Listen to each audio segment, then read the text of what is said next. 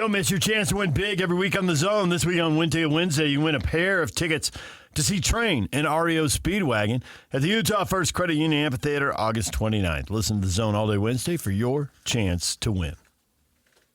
DJ PK, we're joined now by Cam Mellor, Executive Director of the College Football Network. Cam, good morning. Good morning indeed. It's finally week 0. It's here. We have football on the horizon. We're ready. There are so many stories.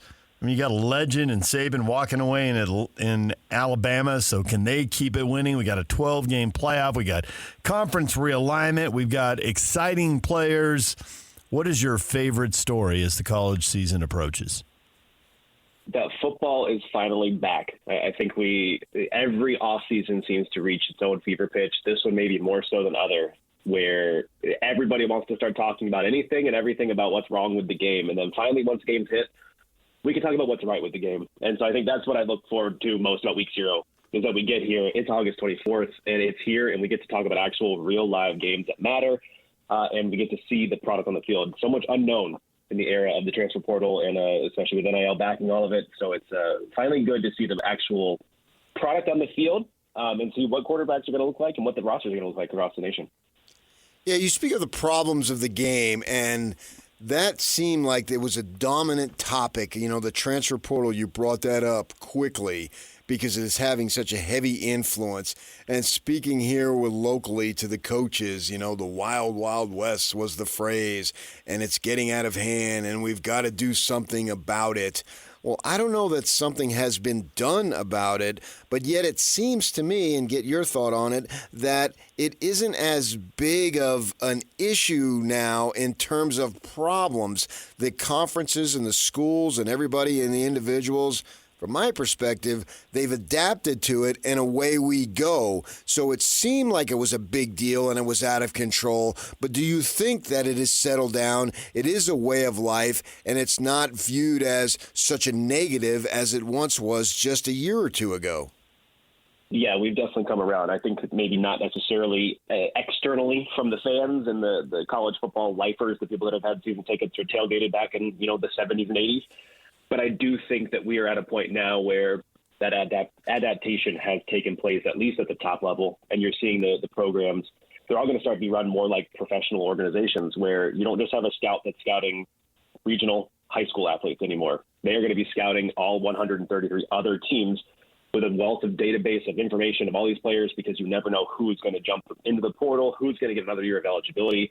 And so I think you see it. That's what's separating a lot of these programs. I'll look directly at the Big 12, where I can speak to Arizona State. They don't have or didn't have somebody in the building that was scouting players. They were trusting grad assistants to look at where maybe some players that might be good in the portal are. And then you have other programs that are actively looking at, hey, this player's in the portal. He grades out as XYZ on us. Let's go after him. So I think that's where the turn has been made. We've started to adapt it more over. It's become more accepted, absolutely, and you better embrace it, or not embrace or die. But we're getting close to that point.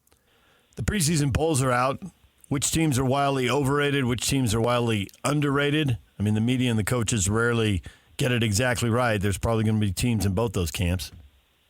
Yeah, to me, Notre Dame, I think, is overrated at this point, just because we don't know how well this team is going to adjust to life with so much changeover. They got to replace a lot of players across the board. I know we're going to bank a lot of hope on Riley Leonard being the guy who can save this team or keep this team churning. Even maybe my alma mater, Florida State, a little bit overrated until they get the answers as well. And then underrated Arizona. I know for those same reasons, a lot of turnover, but there's the Arizona turnover is in the personnel department with Brent Brennan coming over. But I think that we're underrating nationally how good that Arizona roster is, what he was able to keep in the building. And it all speaks to, obviously, Noah Fafita. So to me, nationally, Arizona might be a little bit underrated. And then Notre Dame, speaking specifically to them about being overrated. Well, when you bring up the Wildcats, then, if they're underrated in your mind, and I don't have any problem with that as an opinion, I would have to think that you believe that they can be a strong contender to represent the Big 12 in the playoff. Yes, and it's a combination of a bunch of different things for them as well with the roster makeup, what I think that Brennan's going to be able to do with the roster itself and the scheme. And then ultimately, I think their schedule aligns. So I wrote a strength of schedule matchup this offseason, and they have the Big 12's easiest schedule by our rankings as well. And it's I think the third easiest among the Power 4 teams this year as well. So I think if they get by Utah at this point, you look at a team where, and even if they drop the game against Utah, they likely have a rematch against Utah to get to the playoff or be the Big 12's representative. So to me, yeah, I think that they have the best chance, and I think it's a team that might sneak up on everybody else nationally, or at least in the Southeast, that don't believe any other teams exist. So to me, yes, absolutely, they're a player in the Big 12, if not the player. I think Arizona is the perfect school to be the flagship for this conversation, which is brand new in college football, but with bigger leagues and no divisions, how your conference schedule breaks. We can't say a team's in such and such a league, so they got a tough schedule because it's a really good league, because now inside a league, the schedules are going to vary wildly, and with only 2 out of 16 or 18 teams going to a conference title, you don't want to, teams have to be good to get there, but man, some teams don't have to be quite as good as others to get there. Yeah, you have to be good, and yes, but there's a way that it can break out, and so I'll go down to the SEC as well, where you have the Florida Gators that might be a halfway or a little bit above average team, but the way their schedule shapes up, they might not even win 3 games this year if it all comes to fruition. But then you have the Missouri of the world, where they only have to go, and I say only, they only have to go to Alabama and Texas A&M. They get their other big games at home. Same thing with what Oklahoma goes the other way, and Texas is the other way around. Texas gets everybody to Austin. Oklahoma has to go visit everybody in the SEC. So yes, you have to be good, but also there's some now without the divisions, save for our friends at the Sun Belt who are living in the past at this point with divisions. But you have to be good, but then there's also a lot of luck that comes into where your schedule aligns. With the demise of the Pac-12, we have 3 conferences that were impacted in addition to everybody but the SEC, when you have the Bay Areas moving to ACCs and the others to the Big 10 and Big 12. Do you buy that there'll be adjustment periods for these schools going in? I do. And I think it's not just – I think maybe we've not quite put the emphasis on how much travel will affect these kids that are going from Northern California to the state of Florida on a regular basis, or Southern California to Piscataway, New Jersey. Non-revenue sports aside, I think that's a bigger issue with how well those other teams have to adjust when they go travel. But the football team specifically, it's a big time deal. But also they get the benefit of the doubt when they do host a home game, and you have teams coming from as far as across the country to their home ground. So to me, I think the teams that are probably more equipped and more adept have been those ones that have scheduled those home and home series, the Oregons of the world that it might be a little bit more prone to being able to play these Big Ten teams. To me, it's a large adjustment period, though, but specifically probably to those Northern California teams, Cal and Stanford, who have to play within what I can call the All-Coast Conference now at this point in the ACC. Nice. Way to adapt. That's good. You got to be adaptable in this media industry. The season could go a lot of different ways, but let's just say for the Utes that they need to win their last game to get into the Big 12 title game. Maybe they'll already be in, maybe they'll already be out. But if they have to win the 12th game to get into the Big 12 title game, how good is UCF? Because Utah's going to have to fly across the country, play them on a short week on a Friday. That presents some of its own problems. But the biggest factor is how good is that other team going to be? So, UCF, I think they like to say that it stands for UC Fast at this point. And I think that's who they recruited and how they recruited. It's a fast team. It's a good team. I don't know if it's a team that's another year away from competing in the Big 12 with how much they've had to make over their roster since joining the Big 12. But all out of it obviously banks on what Gus Malzahn is able to do in that transfer portal. You see him bringing multiple Power 4, former Power 5 players to beef up that roster last year, and they continue that with KJ Jefferson. So we have a difference in what they want to do philosophically and schematically this year, going from John Rice Plumlee to Jefferson, but it's going to be a lot of the same concepts and a lot of the same aspects. Penny Boone, R.J. Harvey, though, that is as talented of a duo in the backfield as any team in the Big 12. We see Ohio State, obviously, they're always right there in the preseason rankings and usually are right there during the season rankings, too. But you look at them and they're starting a quarterback who was basically beaten out at another school and he transfers there. Does that have any cause for concern? Slightly. But ultimately I look back at it, and Will Howard was able to take Kansas State to the Big 12 championship game. He has arguably the easiest situation to go into as any starting quarterback in the Power Four, though, I'd say. And so there's a slight cause for concern. Did he do enough to beat out Devin Brown? Was it really Devin Brown and not Julian Sayin or Aaron Olin that he was actually supposed to keep out of the starting lineup at this point? It's a wealth of riches, an embarrassment of riches at the quarterback position. Is he the one that leads his team and makes them any better, though? That's my biggest concern with Howard. Does he elevate the talent? Does he actually need to, though? That's ultimately where that question comes, because that is as talented of a roster in college football, except for maybe their week 4 opponent in the Oregon Ducks. Talking about teams adjusting to new conferences, obviously for the 4 teams that went into the Big 12 a year ago, it was difficult. Is anybody poised for either a good step forward, let's be bowl eligible, or even a bigger step forward than that? And obviously BYU's in that group, and we got a lot of Cougar fans listening. But just what do you think of these second-year Big 12 programs? The second-year I think we're going to see a little bit of a difference of opinions nationally. But ultimately, I think it's going to come down to where the rosters are in terms of the changeover. I think if I remember correctly, the biggest thing that we wanted to know from BYU last year was the war of attrition. Were they going to be able to stay healthy enough, and were they going to be able to present enough depth on that roster to compete in the Big 12? I think we saw it slowly start to rear its ugly head, lack of depth. I don't know if they got a whole lot better in that regard this offseason, whereas I'll look at a team like the Cincinnati Bearcats. They did enough work this offseason to continue to make over that roster, to bring in players. I know they got hurt with Dante Corleone's health concerns this offseason. If they get him back in the lineup, you're looking at one of the better defensive fronts in the Big 12, and then they have depth. So I think Cincinnati is in turn for that, maybe that change, or that they're going to be a middling player, could surprise a couple of teams, whereas BYU still may be a year off.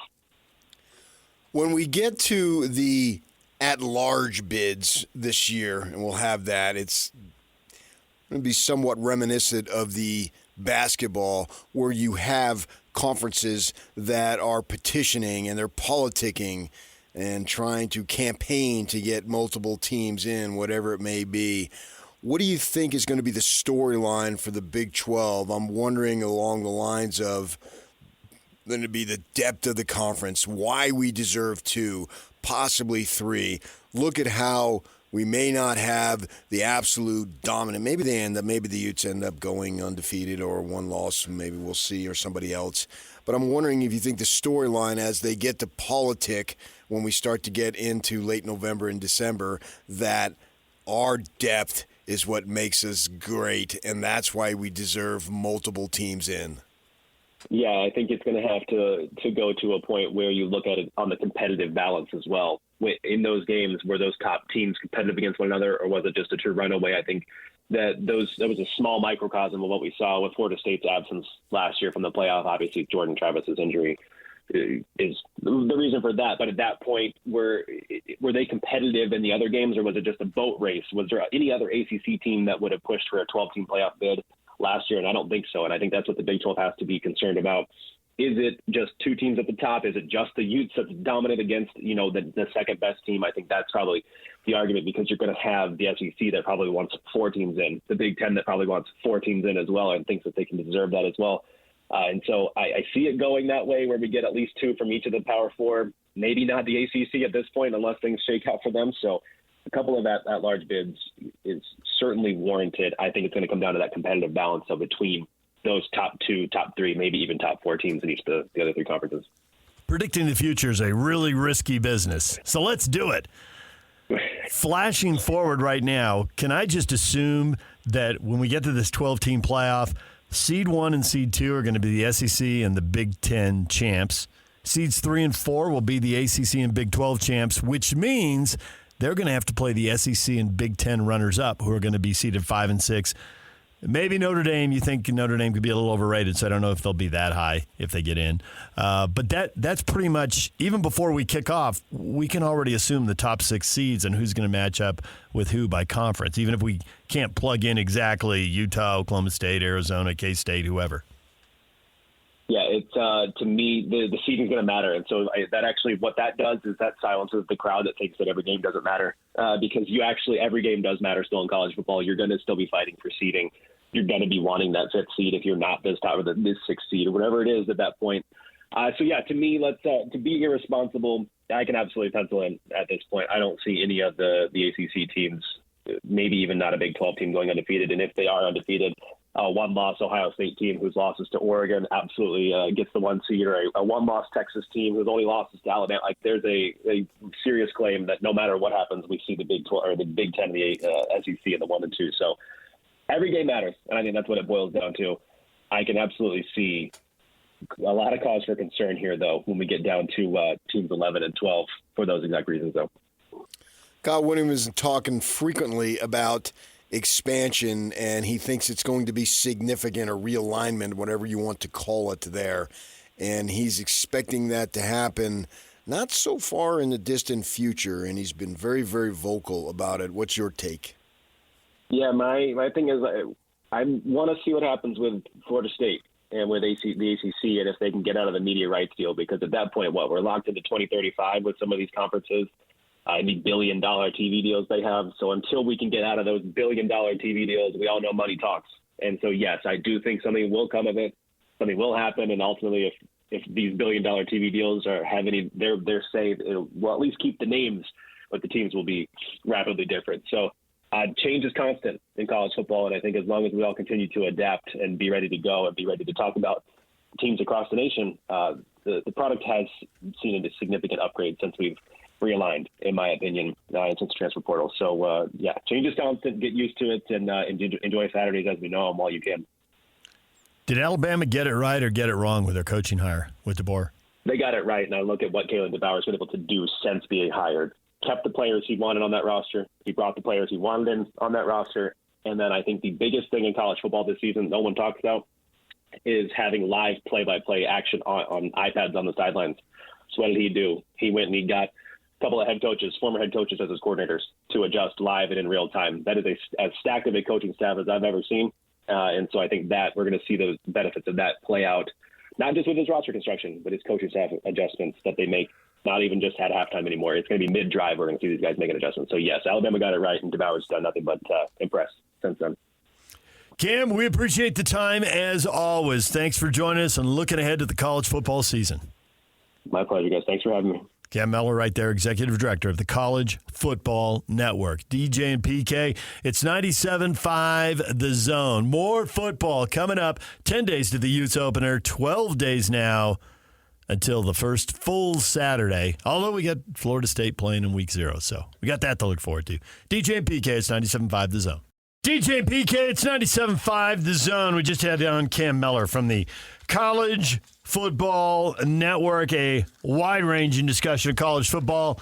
And PK, there was one thing that caught your mind, or caught your ear, as I tried to do two things at once and fail.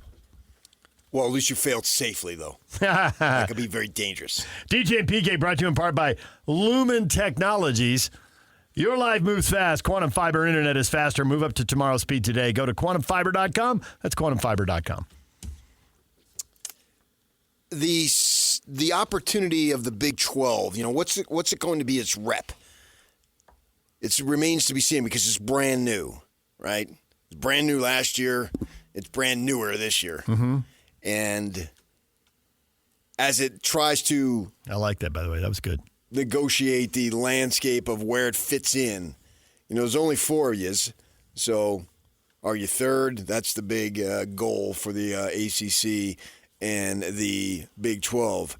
But what do you mean by third? How you can be third, but if there's a tremendous gap between 1, 2, and 3, what's the difference if you're third, right? You got to be third, but be knocking on the door of moving up and be in the realm. There can't be this massive gap. Should we be more negative than that? You're going to be the Big 12 champ, whoever you turns out to be, right? Utah's a preseason pick, but if it's somebody else, whoever the Big 12 champ is, can they beat the runner-up from the SEC or the Big 10? Because I think that's who they're going to meet in the quarterfinals. They get a bye through the round of 12. They'll play in the quarters. If they get knocked out right then, it'll be like, see, there's really only 2 leagues. Sure, but part of the deal is getting multiples in there to double your odds. Yep. And give you another chance to win. Yeah. And so will they have a dominant team? And will that dominant team be able to get its credit for being a dominant team? There we go. The answer that's the issue. That's the easier question to answer. No, they won't get credit. Are they going to have the sparkling record? That is hard to know sitting here right now, and that's why we watch the games, because we don't really know. I believe it can be achieved. The schedule is set up so it can be achieved. There's enough of the big top teams that don't play each other. Kansas and Arizona caught pretty good schedules. So that's where I'm going. I think Utah did too. That's where I'm going with this, is that they very well could have a team with a record that dictates dominance. But will they receive credit? Cam Mellor just brought up Arizona. Mm-hmm. All right. Well, if you get a cake schedule, though, if you're are 11 you and 1, going to receive the credit? If you're 11-1 and the loss is to Utah, then Paul Feinbaum's going to go on TV and say they didn't beat anybody. He's gonna drop a stink bomb. There you go. Feinbaum stink bomb. Nice. Yeah, he did it a couple years back. You see Utah really got under my skin when he said that. I wanted to rip his hair out. Just a little. Yeah, he didn't have much hair. He's just got a quarter inch of hair over his ear. I often wondered, what would I do if I was in that situation where I just had it on the sides and I got nothing on top? Do I go all the way? Do I just admit, hey, it didn't work out for me and do it? I don't know. I'm not so in you that go to the position. shaved head, or do you stay where Paul is? Or you got option 3, get a rug. Or hair implants. I don't really see that much anymore. I didn't know this is a thing. I just saw a headline that people are flying to Turkey for hair implants. Super cheap. Like, well, yeah, but you got to fly to Turkey. Doesn't that offset the cost? Well, I mean, you got an opportunity to visit Istanbul, maybe. Yeah, I mean, you got to go to the Grand Bazaar. Come on, you got to combine it. You just don't run over there to get a do and come back. Make a trip out of it. So when you come back, you're a new man.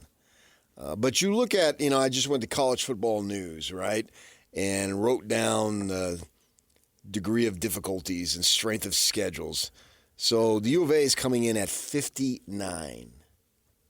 That's not good. Right.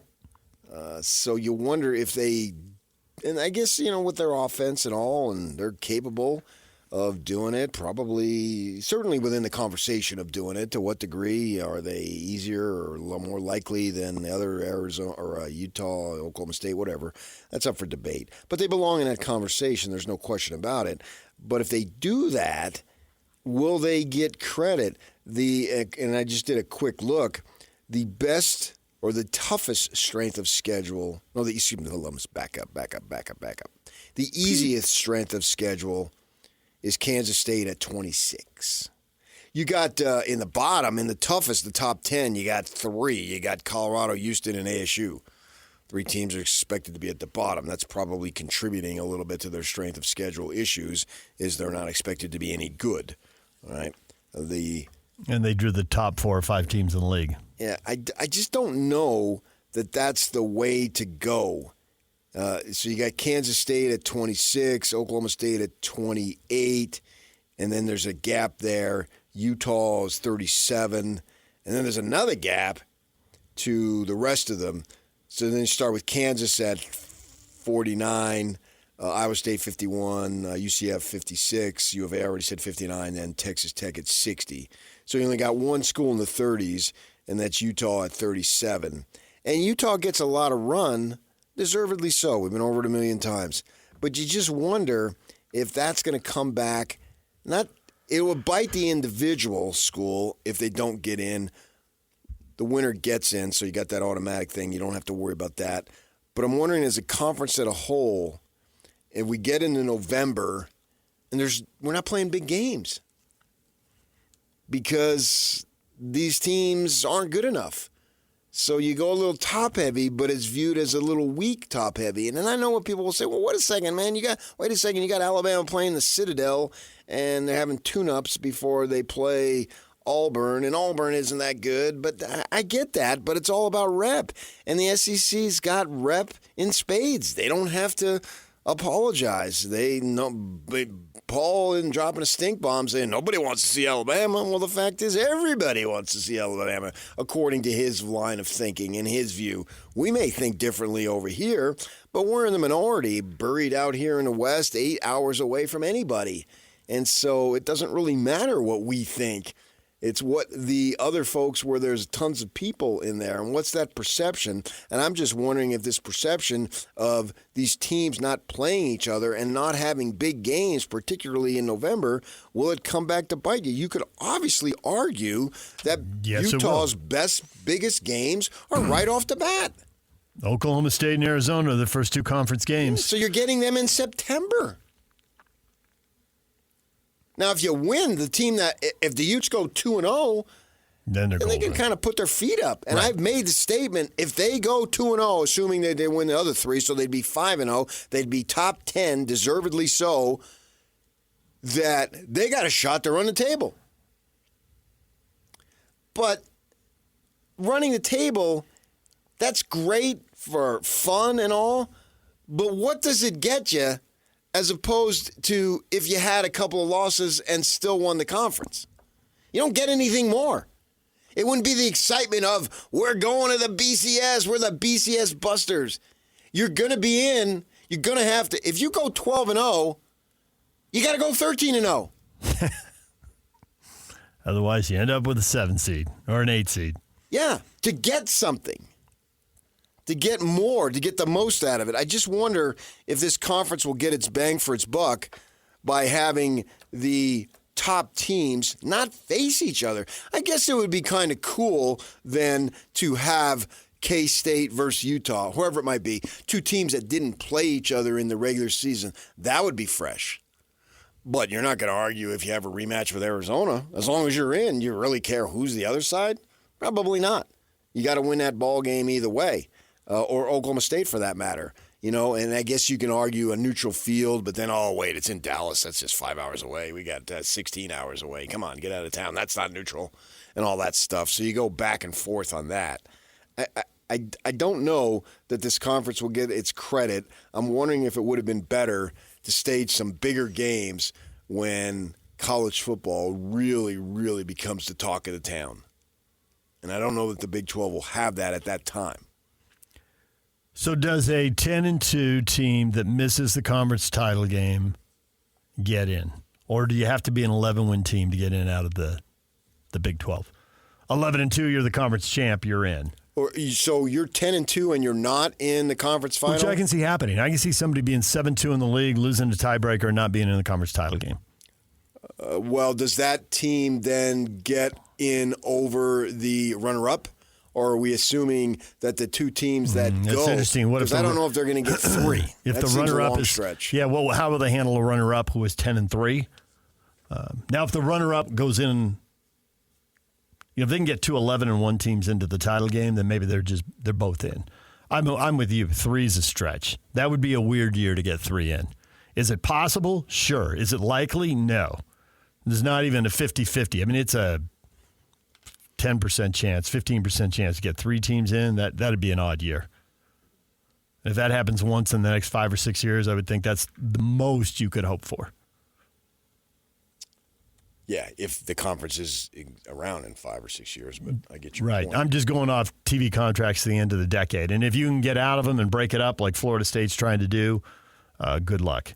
One thing that we didn't have a chance to talk to Cam about, but I did read a thing that ESPN, and this makes sense, that ESPN will not do the automatic opt-in 2027 with the ACC.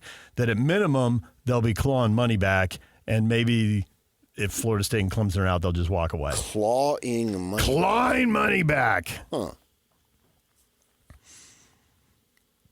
So that could start to trigger a whole round of speculation. Now, how long, it took Oklahoma and Texas a few years after they announced to finally get out. So it's an end of the decade kind of thing, I think, one way or another.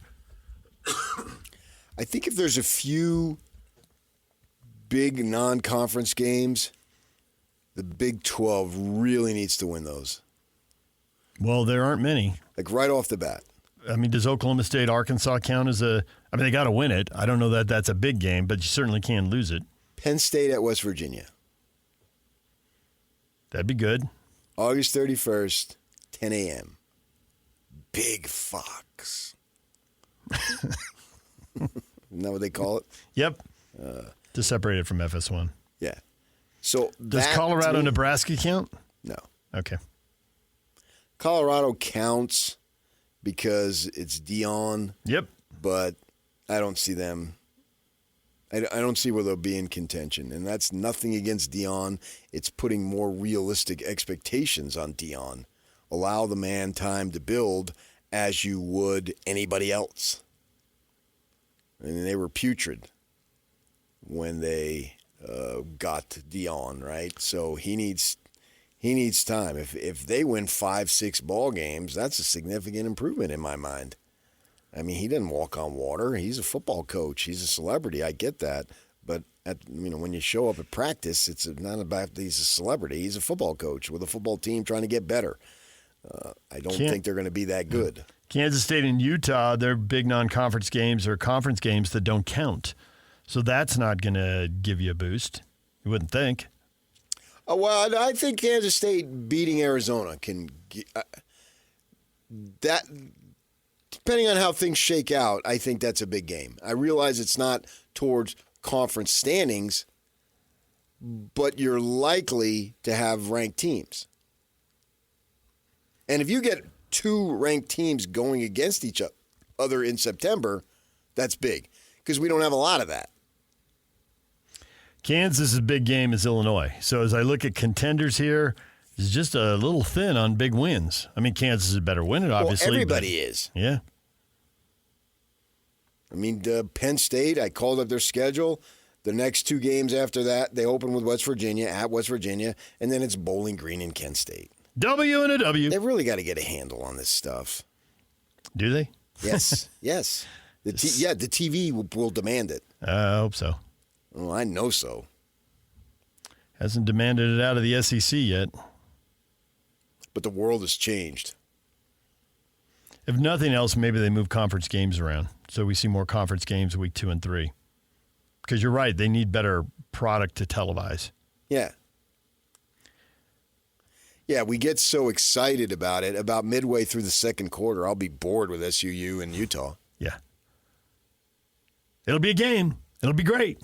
But it gets to 21-0, and then you're moving on. Yeah, and then we're going to see Wilson get in there, and we're going to try to make 3-year judgments based on what he does against SUU.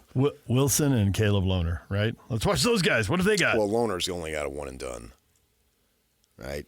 So Yeah, he's got the one season. He's a senior. So whatever he does, there's no future in it for the program, maybe for himself. But this year, if Caleb Lohner never takes a snap, Yeah. they'll be great at tight end. Yeah, they got a lot of talent there. Yeah. So it doesn't even really matter from the team perspective. He's the true icing. He's an intriguing story, but he's icing on the cake. Yeah. TCU's at Stanford and at SMU. Can TCU get a little run? Mm-hmm. I mean, relatively speaking, that's as good as anybody's. And TCU has a difficult draw in the conference. They play a lot of the teams that are ranked here in the preseason. K-State's the only one of the 5 they miss. So TCU's got a schedule where they could build a little something if they're good enough to win. Although I didn't even see them at their schedule in the top 60. Maybe I overlooked it. I only went to 60. Maybe, but I could have gone past it. Maybe I wasn't thinking TCU. Maybe I was thinking TCU's in the WAC, aren't they? What? I don't know. Now I got to go back and What see. is going on here? TCU was in the 16-team Yeah, WAC. they were. Not relevant now, Your Honor. Not relevant. I wonder if I missed TCU. Yeah, they were in there for the 2 seasons that it existed, essentially. Oh, okay. TCU. Yeah, I did miss TCU. They are at 20. So you're right. Their strength of schedule is 20. I missed them. I went right past TCU. Hard to believe they're going to flourish with road games at Stanford, at SMU, at Kansas, at Utah. That's a tough road stretch. They have Oklahoma State and Arizona at home. That's a solid schedule. I know why I didn't put TCU on the list is because I didn't consider them a contender. Yeah. And I was just listing And the contenders. contenders. That's the point. They're more a middle of the league team. They didn't get any preseason rankings. They didn't get any first place votes in the poll. Yeah. Because BYU's sitting there as 15th hardest schedule. It just seems maybe it'll play out in the way the conference wants it. Who am I to question Brett Yormark? No one questions Brett Yormark. You do. No, I don't. Don't question the No, visionary. I cannot. But to see that these teams, there's not enough games to be able to have. And they knew full well who was going to be good, and it was an opportunity. It was a brand new schedule. You could have. But it looks like they're scheduled it. trying to build glossy win-loss totals and not worry so much about the strength of schedule. And I wonder how that's going to play out in the eyes of the voters. So it's still a dog and pony show to a degree. You can take care of it by getting the automatic bid. But to me, once you bring in judges, it leaves it open for debate. DJ and PK, it's 97.5 The Zone. Ladies and gentlemen, may I present? This is JJ and Alex.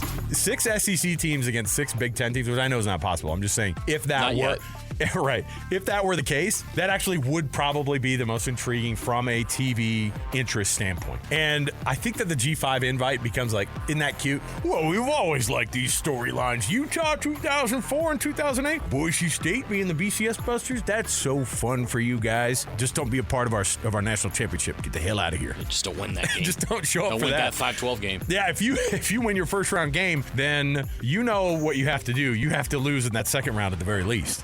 Catch JJ and Alex afternoons from 3 to 6. Presented by G2G Bars on 97.5, the KSL Sports Zone. And now, your Rocky Mountain Chevy dealer strong play of the weekend. McKinstry at second base. The pitch, swinging line drive. Base hit into left. McKinstry's being waved around third. Dominguez has a big arm. A hesitation. The throw home. Not in time. Tigers win. Zach McKinstry delivers the tying run with a single. Scores the winning run on a Parker Meadows base hit into left. The Tigers walk it off in the Little League Classic in Williamsport. What a night. Detroit 3-2 over the Yankees. That's the Chevy play of the game. The walk-off winner. Know it this afternoon. JJ and Alex call for it after 3 o'clock today, and you can win fabulous prizes. PK, we get a lot of these, and one of them just caught your attention. Emails, people are offering up stories and odds. And with college football now, well, week 0 is coming up Saturday. The Utes in 10 days, the full schedule in 12 days. What do you have? They have a list. The first college coach likely to be fired. Utah State. Blake Anderson. No, it's during the season. Doesn't count. He's already gone. All right, fine. Let's see. But he Possibilities. wasn't fired due toward lack of performance, was he? No. How about Billy Napier, Florida? Hasn't had a winning season in 2 years. It's year 3. It's SEC. He's the overwhelming favorite. There it is. At 4-1. I guess not overwhelming, statistically. A couple surprises on here, though. Lincoln Riley at USC. 25-1. Okay. I don't see it. They got him and Dabo Sweeney at 25-1. Wow, Dabo, you would think have a lot of credibility at Clemson. That'd be surprising. Oh, yeah, a lot of credibility at Clemson there. No question about it. Let's see. How about who is the big, just limited to Big 12 coaches? I know that's a list of all of them, but scan down there. It's got to be somebody who didn't make the play or didn't make a bowl eligibility last year, which means somewhere in there has got to be Kalani Sitake. Correct. There's 2 guys.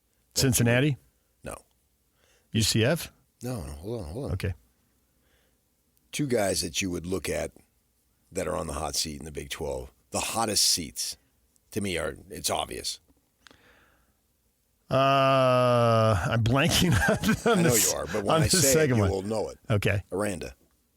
Of course. What an idiot. I should have totally gotten that. Right. And Good grief. You're just missing it. And Kalani, right? Yeah. So what are their odds? Aranda's 7, Kalani's 10. Okay. Yeah. Anybody else in the 4-1, 10-1 range there that we recognize? Pittman over at Arkansas, and then this other one, I just don't see it. It's way too early, in my mind. Is Cristobal at Miami? Interesting. Does seem a little early. I guess those are aggressive odds, but it comes down to they got boosters and they've churned through coaches, which would be a reason not to. I get it, but. Yeah, but you brought him home, and what are we looking at? 1-11? You know, what would it take as far as I look at it? I think you put all this emphasis in the hiring a coach, whoever it is, but it seems like whatever work you put in to hire one seems like it's quicker a lot of times to fire one. And I don't think it should be. It should be equal. Now, there are some times that it is so obvious and a move must be made. When BYU made the move in 2004? 2004. Duh. Right? And there was an argument. 1,000% there was an argument that it could have been made in 2003, and you know people who wanted to move it in 2003 who thought nothing good can come of 2004, and it didn't. They were right. But that's Correct. The thing is that a lot of times there's a chance it could go right. Okay, but then and with Cristobal, there's a chance it goes to go right, so give it a chance to happen. Well, that's why you hired him. Is this year 3 for him now? Should be, yeah, because Lanning, he's had 2. That was the replacement. I just think that it would after 2 years. Oh, of course it's 3 because of the title game with Utah. Yeah, of course it's 3. Yeah. So let them go a little bit. Did they not? I mean, I'm not following Miami that closely, but did they not make? I wonder how much credibility he lost mangling that clock at the end of a game. Okay. I mean, Andy Reid hasn't been the best clock manager. There have been some stories. So I just think that you need to let it ride out a little bit. But in this world of high risk, high reward, I get where they're coming from. Like Ryan Day is on the list. If you go 12-1 one more time. So help me. I think his career record is like 58-9, isn't it? Is it 58-6, something like that? It's outrageously good. Yeah. Satterfield from Cincinnati is on the list, but you were talking about 10 and under, 10-1 and under. Right. He's listed as 14-1, and he's always going to live up, try. Whoever from now for the next 20 years, or they're always going to try to live up to the one season where they got in the playoff. Right? It's like a mini UNLV. 50 years from now, we're still trying to resurrect Tarkanian. So good luck with that. Yeah. Times have changed. Yeah. And I think the Devils have it with Frank Kush. You know? I actually get Cristobal looking at it. He's 12-13.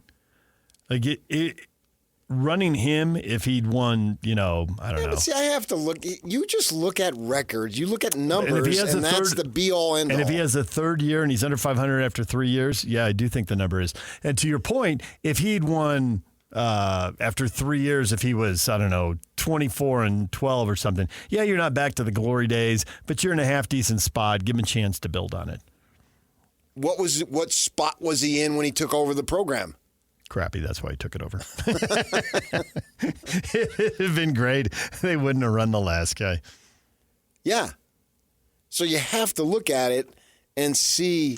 Manny Diaz was in a better place at 21-15. This is one of the schools where every time they change, the record gets worse. Mark Richt got shoved out. He was retired. He was 26-13. So the win percentage, 67%, 58%, 48%. They're getting further away from the goal, not closer. I mean, isn't that what Nebraska's done? Yes, it's exactly what Nebraska's done. Who was the guy who was Solich. kind of hothead? Oh, no. Solich was a guy who came in, had the pedigree, won a conference title, averaged a little better than 9 wins. The other guy and was fired. And he was a hothead. I know who you're talking about. Yeah. Bo Pelini. Yeah, Bo Pelini. Wasn't he decent? Yes. Yeah, he won at a pretty high clip, but he just literally made every enemy he could possibly have made. And the second they had a chance to fire him, they did. And they've slipped. Yeah. And now who's the ex-Baylor guy who was in the Rule. NFL? Yeah, and see what he can do. He's got Dylan Raiola as his quarterback. And okay, what does that mean, man? It's almost to the point where if these quarterbacks match the star ranking, That's the news, not the other way around. Correct. And in a league, seeing it constantly now. In a league where Nebraska's got to catch Ohio State and Michigan and Penn State, and now they got to catch USC, Oregon, and Washington. How? They should do a study on these high school kids that have the big star ranking and start being, they're catered to, they're special, and they don't make it. I wonder what the mental health situation is among those types of players. That's a very serious thing. I've seen it here locally. Multiple cases of kids. The pressure's been crushing on a young man. And young they person. don't make it. Right. Yes. And they have upheaval in their personal lives because from the 10th grade on, and their families. If not earlier, but certainly from the 10th grade on. Thinking that they're going to play in the NFL. And then they get to college and it doesn't work. And I bet you that there's a high percentage of them, at least to some degree, and it's no laughing, joking matter by any stretch. But I'm just wondering, putting these rankings on these 15-year-olds, is that the way to go? DJ and PK, it's 97.5 The Zone. Coming up, Morgan Scalley, Utah defensive coordinator. Stay with us.